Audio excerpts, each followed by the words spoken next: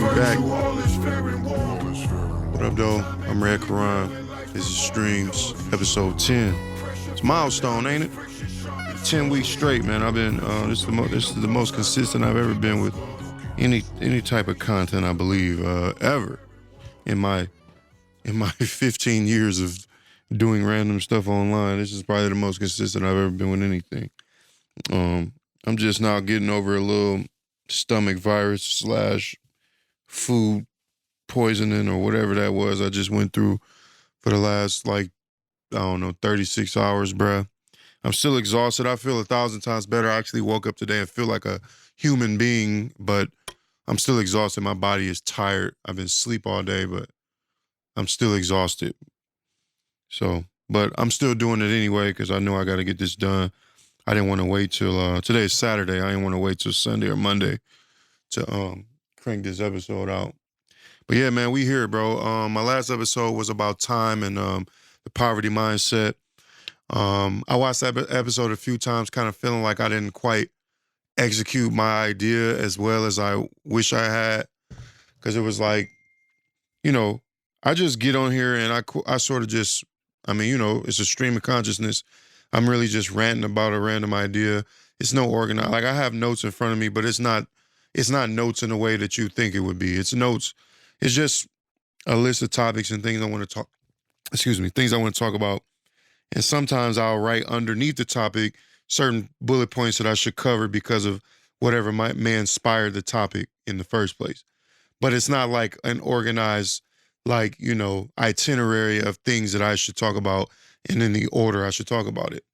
I just get a topic and I go. You know what I'm saying? So sometimes I'll forget details. Last episode, time and the poverty mindset.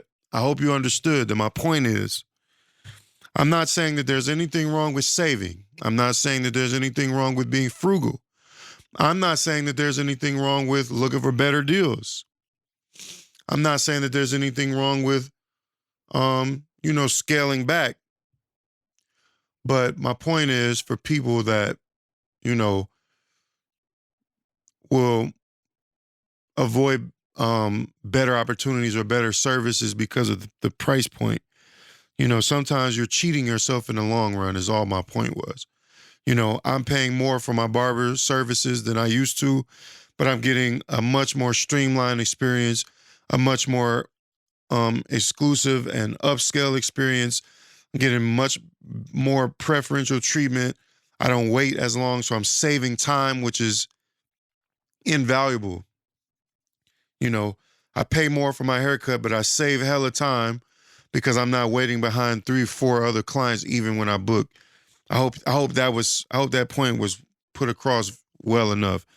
And I also wanted to make it clear that one thing that I didn't mention in that video was that in this new barbershop, and anywhere really where the price point is higher, you will realize that it might bring in a different crowd, a different ilk of people.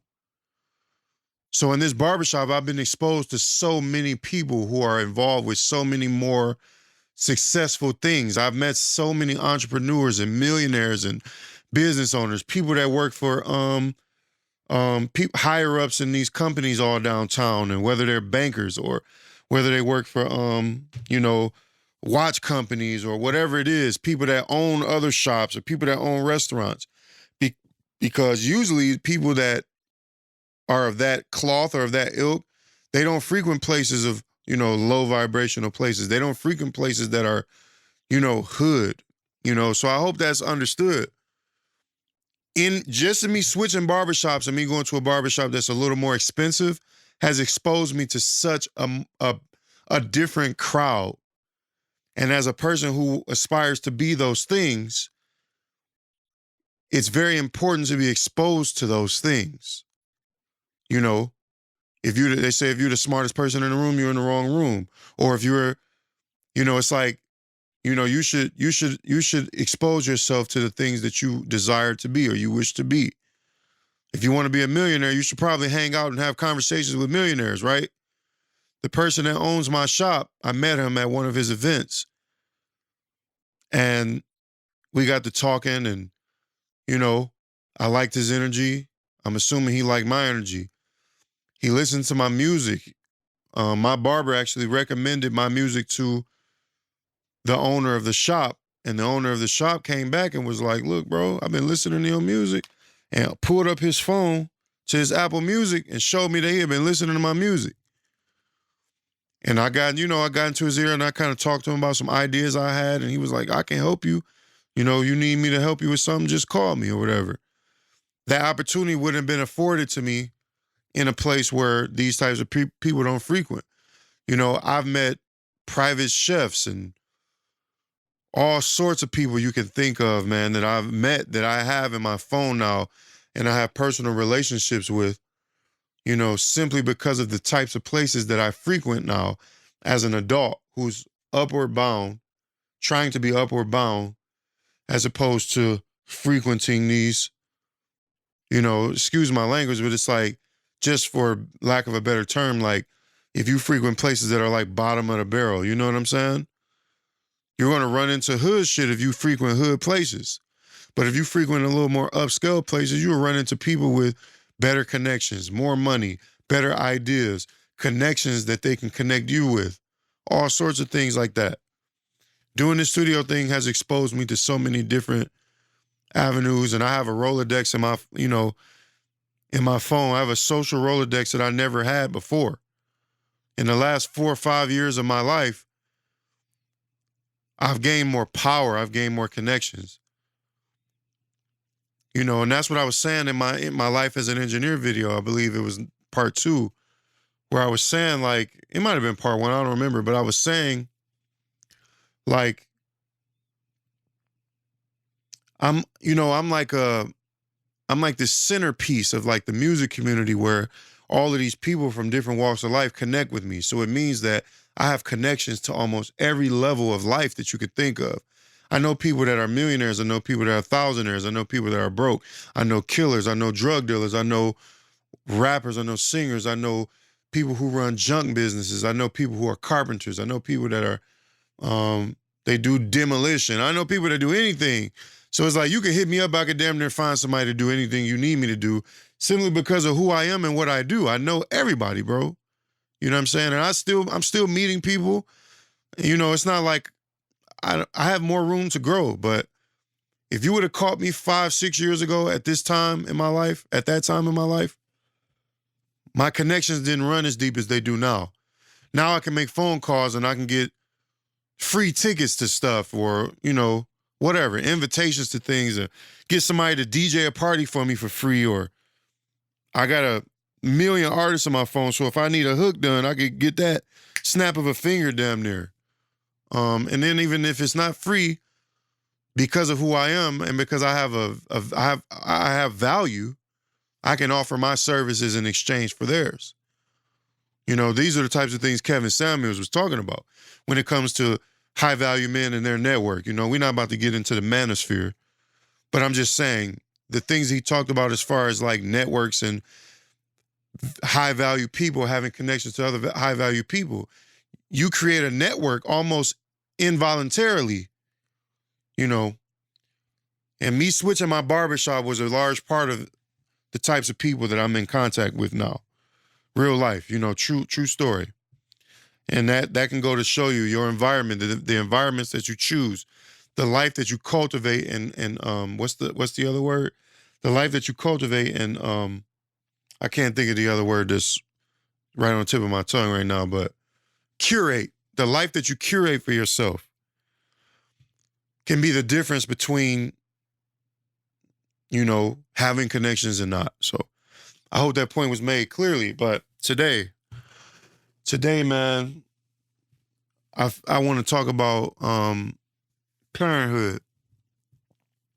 Parenthood. I think it's fitting. I didn't actually plan on talking about this. I actually had another topic in mind for this week, but being true to form and being true to myself, I'm going to talk about the things that I want to talk about when they're inspiring, when I'm inspired to do it. And this week, parenthood is on my mind. I think it's fitting. I just dropped my kids off with their mom about 4 hours ago. And man, I'm tired. I'm tired because I was sick, but I'm tired because I'm doing a lot of heavy lifting for my kids, and I'm tired. I kind of feel like a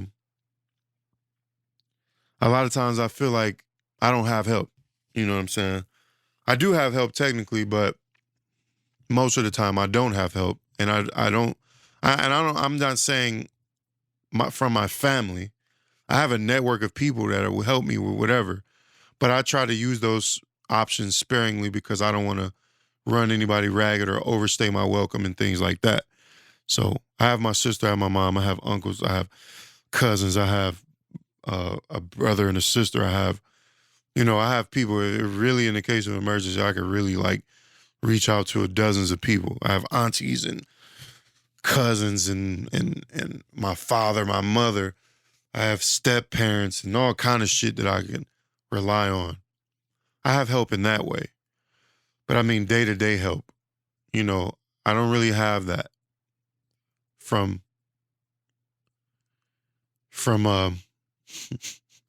the other side of the parenting equation. And it's only because of the circumstances that we're all in as a family right now. I'm being vague on purpose. I'm trying not to give too many details about people or certain things right now, but parenthood, bro. Parenthood. For those of you that don't know, for those of you that don't have kids, it's hard. It's the hardest thing I've ever done. The hardest thing I've ever done, without question. It's not even close. I've worked a whole month straight without a day off before, 12 hours a day. No sleep, almost no sleep. I've worked 2 jobs at once where I was getting 3-4 hours of sleep at a time. And I was working, 6 hours, 5 hours at one job and 8 hours at the other a day. That was hard. You know what I'm saying? That was hard work. And both of those jobs were very physical. I've had my heart broken. I've been cheated on. I've been in relationships that fell apart. Having your heart broken is hard. I've raised stepkids. I've taken care of families. I've contemplated suicide. All of those things are hard to come back from, and all of those things are hard to go through. But I can say, beyond a shadow of a doubt, that parenthood is the hardest thing I've ever had to endure. And and I'm saying that because there is no break. There is no break. Right now, technically, I have a break. My kids are with their mom right now. But guess what? All it takes is for her to give me a text and say, something happened, or I need this, or I can't keep them right now. Can you come get them? And because I'm the father that I am, guess what I'm going to go do? I'm going to show up every time. There is no break. Now, there is times I get a moment of silence and I get a chance to be away from my kids, but the parenthood clock never stops. Unless, God forbid, both of my kids were to pass away right now, I never get to stop being a parent. I'm always on edge. I'm always in the mix of things. I'm always ready to go. Even when I'm out of town. I'll be out of town, come here shortly. When I do go out of town, I always have to think of a contingency plan or some sort of route of escape if I need to, because I'm always willing to be available for my children. Should there be an emergency or something that I am needed for, I will not stop at anything to be available for my kids. I don't care what it is. So that means because I'm present and because I'm willing to die and give my life for my children, it never stops. You don't get to rest. Even when my kids are not here and I'm by myself like I am now.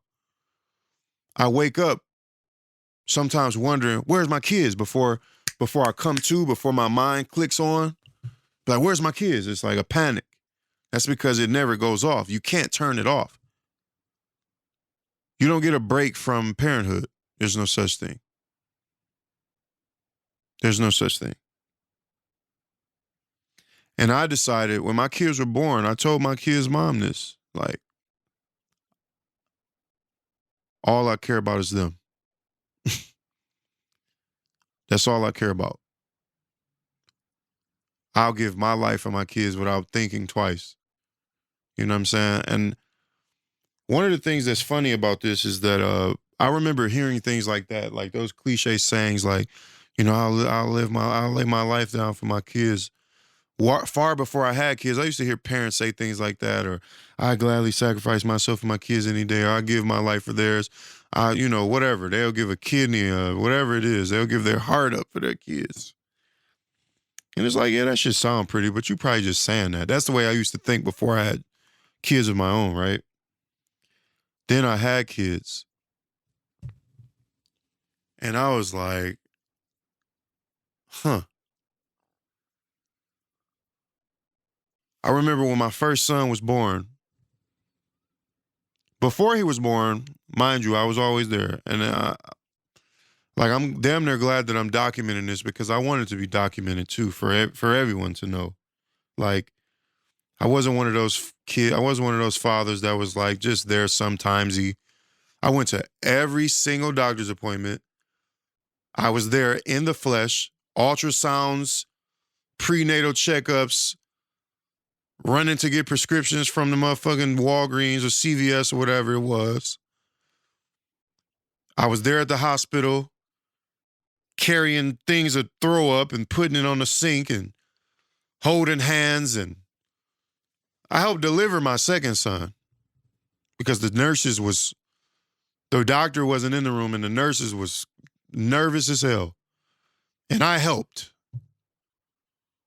You know, so I wanted to be noted that I've always been a present father. Never have I not been there. You know, every single doctor's appointment. When my son was born in Royal Oak, Michigan, I stood over the hospital bed watching him being born. The initial feeling that I had just standing in the room watching him be born was like, it looks like this shit hurts. You know what I'm saying? That's all I was thinking. Like, she was screaming, and you know what I'm saying? You know how pregnancy goes. I mean, how birth goes. It's like very painful, and then it's like the contractions rise and fall, and then it's like, and then everything happens so fast too. But then when he was actually out of the womb, all of that went out the window, and I instantly was like, oh my God. Like, I know he was real. I know my baby was real this whole time, but it was like seeing him in front of me, not just in the stomach. Like, I couldn't believe it, bro. I couldn't believe it. And I started crying. I cried like a newborn baby. I cried standing in the room, and I collapsed backwards onto the couch. There was a bed, and then there was a couch next to it. I collapsed onto the couch, and I was crying like this. Like, I was inconsolable. The nurses was laughing at me. I was in that motherfucker cousin like, oh my God. Like, I couldn't believe it. And I described that experience as if I saw God. That's how it felt. It felt like I laid my eyes on God. And I still truly believe that that's what happened. I think childbirth is God birthing a new spirit into this world through the woman's womb in the flesh. When I saw my sons, both of them, I felt like I saw God. When I see them now, I still feel like I see God. After that feeling, seeing him in front of me come out of the womb, fresh out of the womb with his umbilical cord still attached,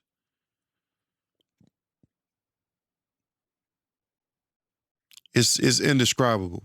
It's nothing that I can compare to. And instantly I understood why people say that they will die for their kids. Instantly. It's not something that you can explain to someone who doesn't have kids. Even if you have someone that you love a lot. Because before I had my kids, I had my sister. And I know I'll die for her. It's not the same. I promise. You can have nieces and nephews and little sisters or brothers or your mom or your dad. But that feeling that your child gives you with your face, your DNA running through their veins, your DNA running through their veins. Their hair is like yours, their face, their voice, the way that they talk, the mannerisms that they pick up from you. It's not the same. There's no love like it. There's no love like it. I instantly understood. So now fast forward to today. I'm sacrificing my well-being, my life, my sleep, my sanity, my free time, my resources every day for my children. And it's hard. It's frustrating. It's annoying sometimes. I've cried after a day of parenting. I've cried during a day of parenting. I felt like a failure 9 times out of 10.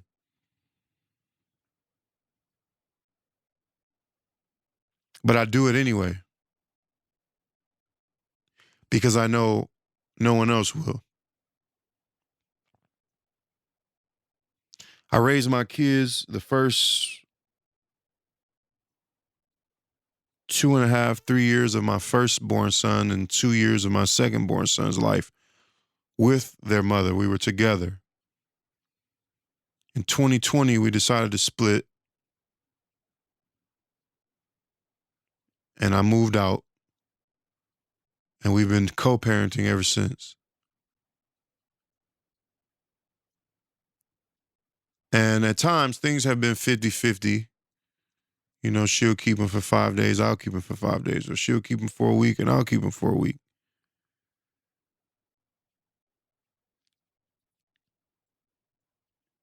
But if I'm being totally honest, it's been more of me keeping them more than any other way, any other arrangement. I've been keeping them a lot. And that's not for bragging points. It's really just for convenience and for their safety and whatever you want to, however you want to word it. Not their safety, but not their safety, but just because of, you know, my circumstances might have been more ideal for them at the moment or whatever it might be. Or it might have just made more logistical sense or more scheduling sense and things like that. Last winter, my oldest son started pre-K, and he goes to a school that's closer to me than it is to his mom. And because of our circumstances, it's easier for me to get him to school than it is for her to get him to school every day. So he's been staying with me more often than they've been staying with her because I can get them to school every day, you know.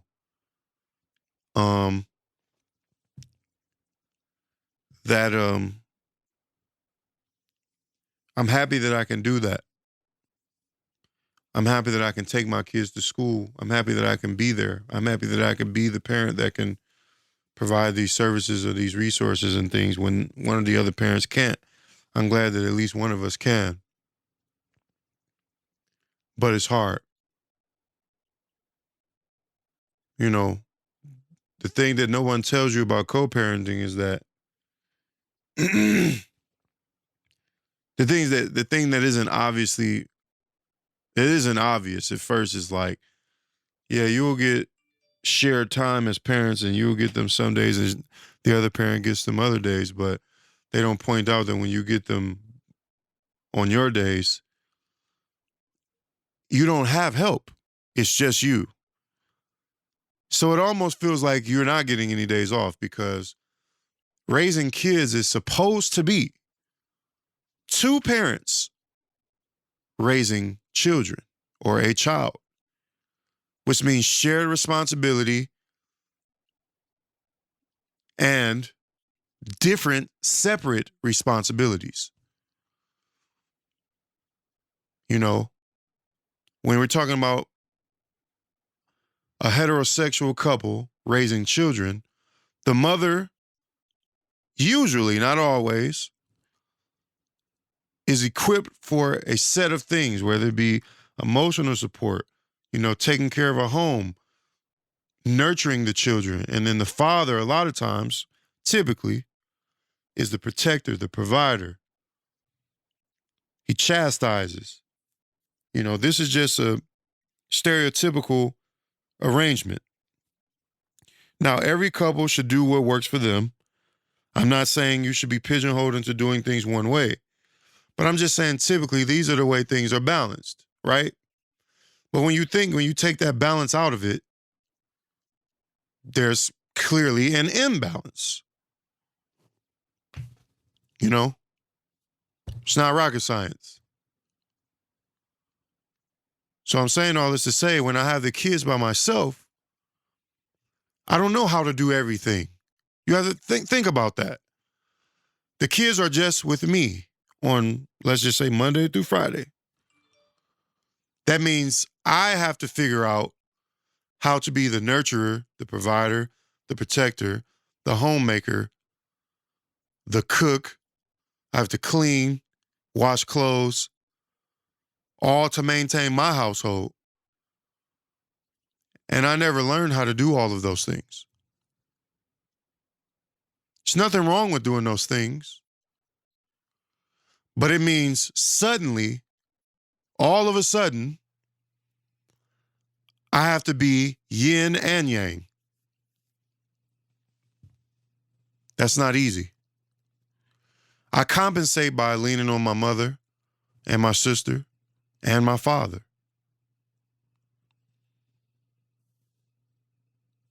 I lean on friends.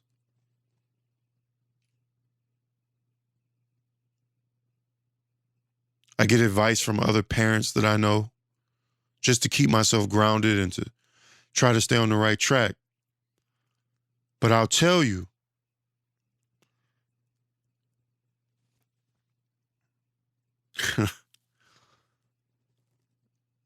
it always feels like something's missing, that I'm doing something wrong. Always. And I don't think that's unnatural. I think it's supposed to feel like something's missing because something is missing. Don't ever let anybody tell you about me. I mean, I don't know who will be talking to you about me. But don't ever let anybody get the idea about me that, or give you the idea about me that I'm a sometimesy father. I'm not a sometimesy father. My kids are always with me. They're always around me. I'm always there. I'm always providing. I'm always picking up slack.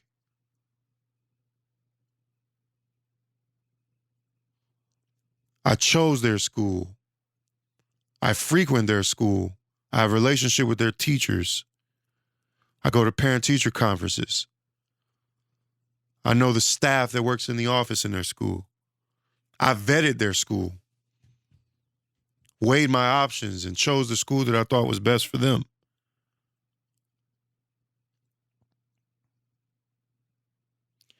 I had a hand in picking the hospitals they were birthed at and the way that they were birthed, with no epidural. I didn't force that, but I had a hand in it because I'm not the one pushing the baby out. I've been there every step of the way. Not some, not 90%, 105% of the way.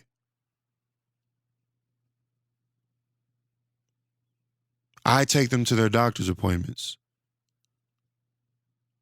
I have their insurance cards in my pocket. I chose their dentist. I just want this to be understood. It's a lot involved When they needed waiver forms for immunizations, because I don't get my kids immunized, I went and did that myself. I opened up savings accounts for them. High yielding savings accounts, actually. That will be ultimately turned over to them the moment that they turn 18 years old. Legally. I put beneficiaries down. I did all this myself, by myself. And these are things I don't even talk about. I have savings accounts for them, and then I have physical money savings for them. I invest in their name.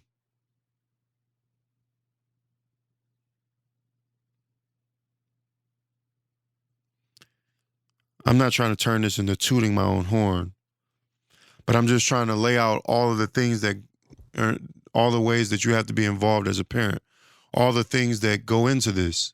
It's not easy. 9 times out of 10, I feel like a failure at parenting. I yell. I get angry.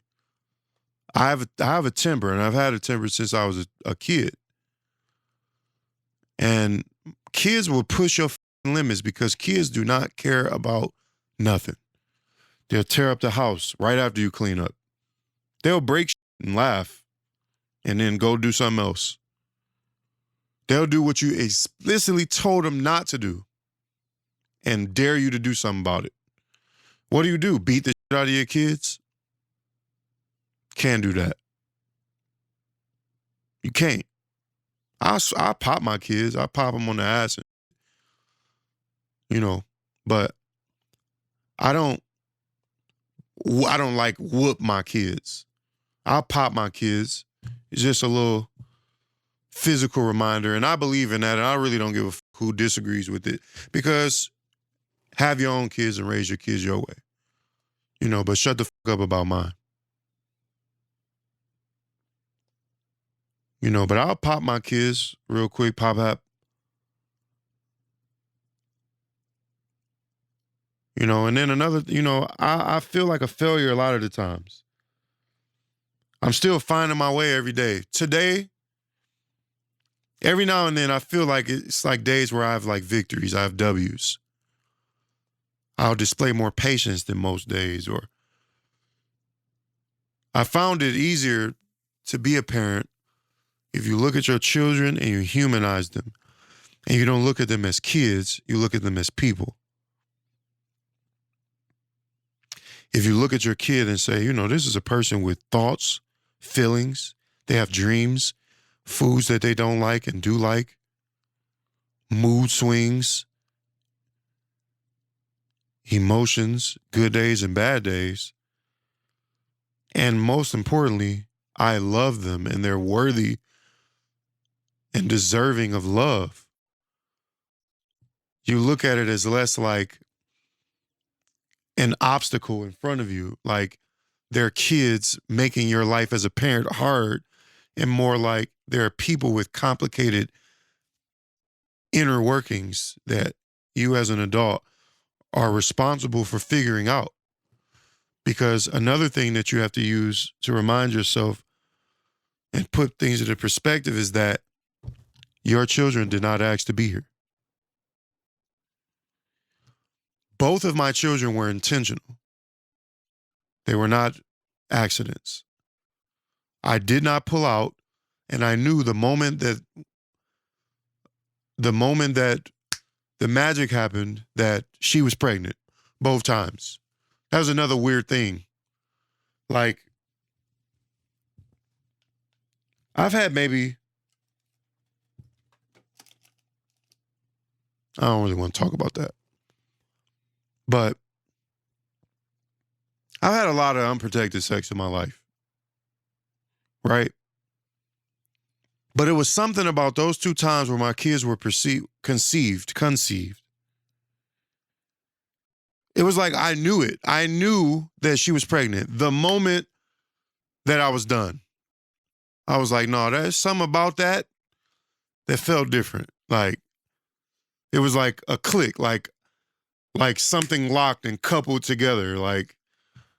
Yeah, she pregnant. And I was right both times, right? Totally intentional though. And I blame my sister because she had my nephew the year before and I had baby fever. Facts. I was keeping my nephew every now and then. He was coming to my house, changing diapers, watching him learn how to crawl, watching him learn how to talk, learn how to walk. And I'm like, this is amazing. It's beautiful. It's beautiful. It's magical, actually. And I wanted to experience that on my own. So I did. So you have to remind yourself, your kids didn't ask to be here. You asked them to be here. So sometimes even when I'm frustrated, they do some to make me mad. You have to remind yourself, like, you asked for this. And I do that every day. You asked for this. You know, it's up to you, my boy. Are you going to stand on what you asked for, or are you going to act like a hoe and blame the world for the frustrations that come with it? You want to be an entrepreneur? You got to deal with the entrepreneur. You know what I'm saying? You want to quit your day job and go work for yourself? Figure it out. So if you want to have kids, figure it out. Every day as a parent, I feel like a failure. I feel like it's something I could be doing. I didn't teach them this. I didn't teach them that. I didn't do this. I didn't hug my kids today. You know how many times I've done that? Where it's like you get so wrapped up in feeding them and transporting them and getting them in the car safely and getting them dressed and brushing their hair and brushing their teeth and putting lotion on them. And, like, I forgot to hug and kiss my son today. I'd be like, he probably don't even know I love him. You know how many times I've been by myself after a day of parenting and just start crying? It's like decompression. Like I start crying because it's like all of the mistakes that you made come rushing back to you at once. Whether it be that day or that week or whatever.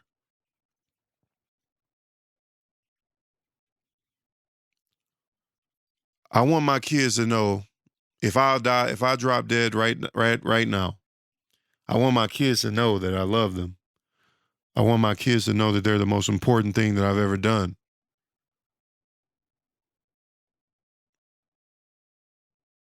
Before my son was born, before both of my sons were born, I opened them up email addresses, email accounts, and I started sending them little letters every now and then. Sometimes it's once a year. Sometimes it's once every 2 months, once a month. In the beginning, it was much more frequent because it was easier. I had less to do and less to worry about.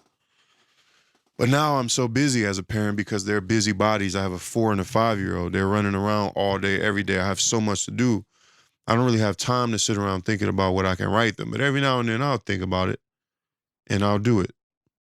But I write them letters, whether it be this happened today or your cousin was born today and we went to the hospital. I just tell them stories, firsthand accounts of things that they can go back and read because I wish I had those things available to me. My parents grew up, raising me when they were pretty young, and I have to find out about these things through pictures and then get retellings of the events 30 years later, 40 years later, when details have been forgotten and things like that. Today, I write my kids letters when things happen or shortly after things happen so that it can be an accurate account of what happened and they can know how I felt.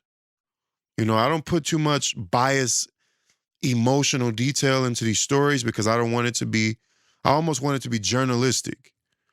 I want it to be something that is accurate, without bias, as much as humanly possible. And I want it to be something that they can look back on and be like, almost like feel like they were there. And for some of the things they are there, but I know they won't probably remember them. Yesterday we did such and such and such and such, and this significant thing happened, or you did this, or you said this, or it was your first words, or it was the first time you rode a bike, and I'll tell a story about these events. Or I'll just say, I was just up thinking about you, and I just wanted to remind you that I'm your father and I love you, because I also think about things in the sense that no one guarantees that I'll be around when they're grown. There's no guarantee that they'll ever grow up, because we all can die, right? But I'm under the very real understanding that, I'm not young anymore. I'm not physically fit. I could drop dead or not wake up any day. I'm not 20 no more. You know what I'm saying? So I write these things from the perspective and the very real possibility that I could not be here when they're grown. So what if these are the only ways that they get a chance to connect with me when they're 20, when they're 15? What if I'm dead? I have plenty of friends that have fathers that are gone, and they have no way of connecting with them or knowing how they thought or what they thought or having no accounts of them at all other than pictures. Those are very vague things. Those are not pictures, picture worth 1,000 words, whatever. But I'm sure, like, what if for my friends that grew up without fathers physically in their lives, two of my best friends had their fathers die before they were born. I thought about that a lot. Two of my best friends, their fathers died before they were born. One of my best friends was named after having his father die before he was born. His name is Ame Tefe. It literally means to be born after your father's death. That's what his name means. And I think about that. It's not like the father is not there because he just chose not to be. He just literally, physically can't be there. He's deceased, right? But what if he had the technology or the forethought, because nobody knows when they're going to die, right? So it's not his fault. I'm not saying it's like he did something wrong, but what if he had the foresight to say, let me leave some voice recordings or some letters for my children to read, to learn about me and the way that I viewed things or processed things, or what I was present for and what I wasn't present for. The things that I deemed important, how much I loved you. What if they had the foresight to do that? I'm sure that my friends would have appreciated those keepsakes, letters and voice recordings or whatever it might have been, pictures. I have like albums and albums of pictures. Let me show y'all something. I don't think this is gonna work, because the last time I tried to show my phone on the screen, it was like, what? Well, let's try something real quick. I have a folder on my phone. This folder right here, sorry, it says pics. In the pics, it's like dozens and dozens of folders of different events over the years. Whether we went to Texas Roadhouse or whether we went to the museum together, me and my kids. A lot of these things are not involving my kids. These are just pictures from things that I might have done. But we went to the apple orchard. We went to Belle Isle. It's just random photo shoots, right? But I organize them by date and events. Sometimes it's pictures from Christmas, Thanksgiving, the museum, Legoland, the aquarium, fireworks, restaurants we went to, the science center, random days where we was outside playing, going to our friend's house and playing with their kids, and festivals and art shows or whatever it is, going to the dentist for the first time, their first time at the barbershop, their first day of school. I got pictures from all of this stuff. And I organize it and I keep it so that they'll know everything that happened, when it happened, and they'll be able to go back to damn near any time in their life and revisit it and see me and see them and see their mom and see whoever and know that they were loved and know that They were exposed to art and all kinds of things, right? I want them to have that. When I look back at old pictures of myself on Christmas Day last year, we had a Christmas like dinner with my whole family on my mom's side. And my mom and my sister bought a projector, and my sister put together a slideshow that she got from my auntie, but she expounded upon this slideshow.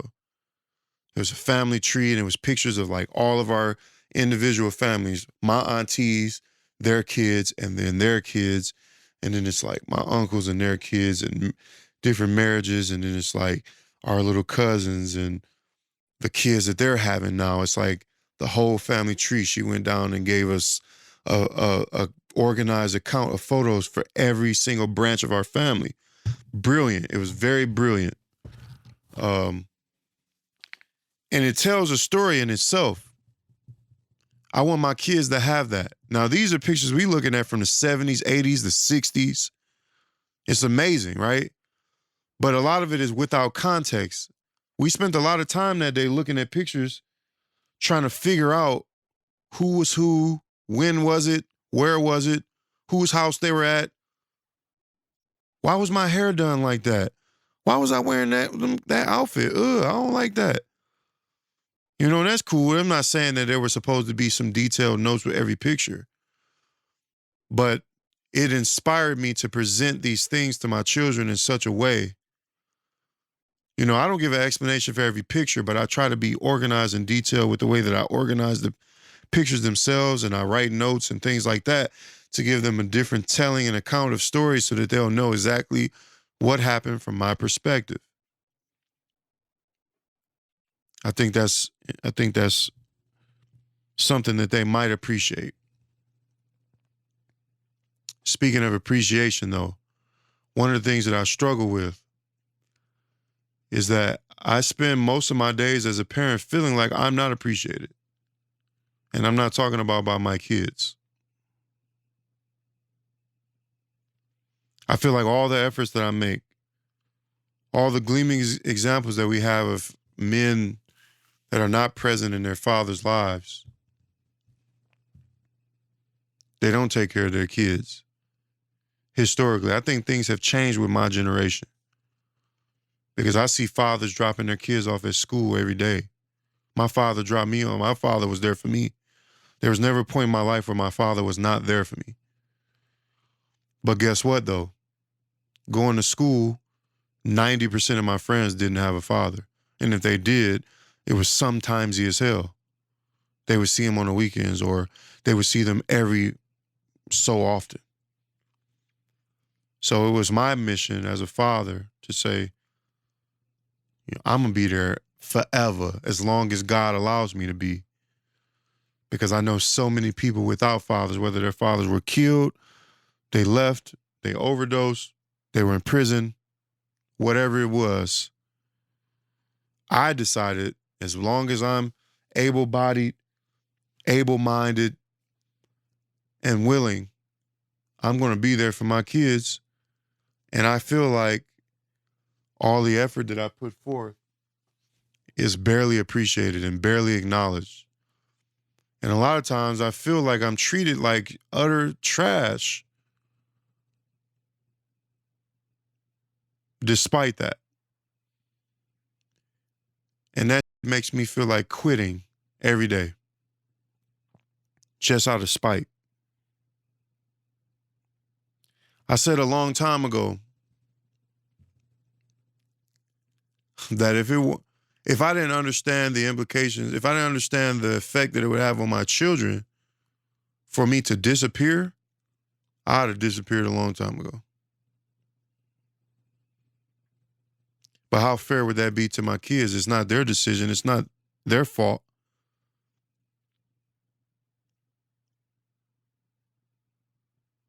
But that's the truth. I'd have disappeared a long time ago. But I can't do that. There's no part of me that could just have my kids out here, knowing that they exist and I'm just not a part of their life. I can't do that. It's not possible for me to do that. Same reason I can't donate sperm. I'll never do that. Ever do that. Another reason why I don't like having one night stands.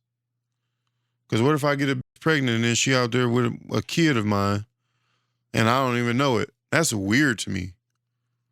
I don't want nobody out here with my face running around in the world that I don't have a relationship with. You're a direct part of my family and I don't know you. That's weird. It weirds me out. I'll never donate sperm. I'll leave that to the other people who want to be philanthropic or, you know what I'm saying? I'll let them do that. But I don't want to do that because I need a relationship with somebody that I'm responsible for. I got a half brother that's walking around out here with 2 legs, 2 arms, 2 eyes, and a mouth. Total able body. I don't have no relationship with him. We disconnected when we were 5 years old. We have different mothers, same father. It feels weird to me to not have a relationship with him. I know I follow him on Instagram. We DM each other every now and then, but it's still so weird. This nigga look like me and walking around with my blood coursing through his veins and vice versa. I don't have a relationship with him. That's so weird to me. Let alone it being a kid of mine. Nigga, hell no. But I feel like I'm not appreciated at all. If I died today, don't ever let nobody tell y'all that I'm not no good father, bro. Whoever y'all are, don't ever let nobody tell you that shit. I'm not perfect. I make mistakes. Everybody got something to say about the way I do things and the way, everybody got criticisms about the way I do. But don't nobody appreciate the fact that I'm still here every day for everything. A lot of people got a lot of negative shit to say. A lot of people have a lot of positive things to say too. But I've gotten a lot of comments about things, the way that I do things, and I feel like that shit overshadows all the shit that I do every day. Don't nobody want to talk about that.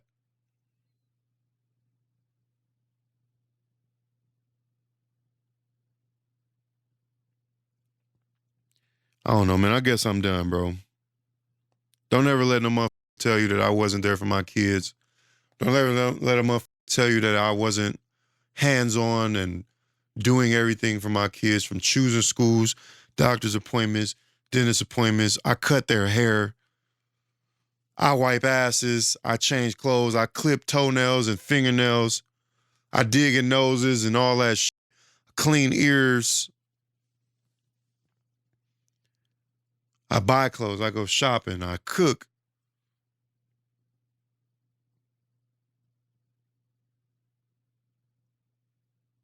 Every day.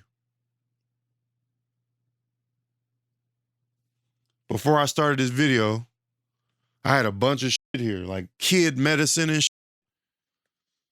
Because I'm also a motherfucking doctor at the house. When one of my kids gets sick, I'm the one nursing them back to health. That's my word today, man. This is Streams episode 10. Parenting is hard. But I'm going to keep doing this shit, though. And let me point this out, too. I was dropping my kids off somewhere, and there was a guy standing outside. Just pulling my 2 kids out the car. He was like, "Those your sons, man?" I said, "Yeah, both of them." He was like, "Okay, that's beautiful, man. I got 2 kids, 2 sons, too." He was like, "They 9 and 10. I'm like, "My kids are 16 months apart, too." He like, "Yeah, we both had them back to back." He was like, "It gets easier." I don't know this man from Adam.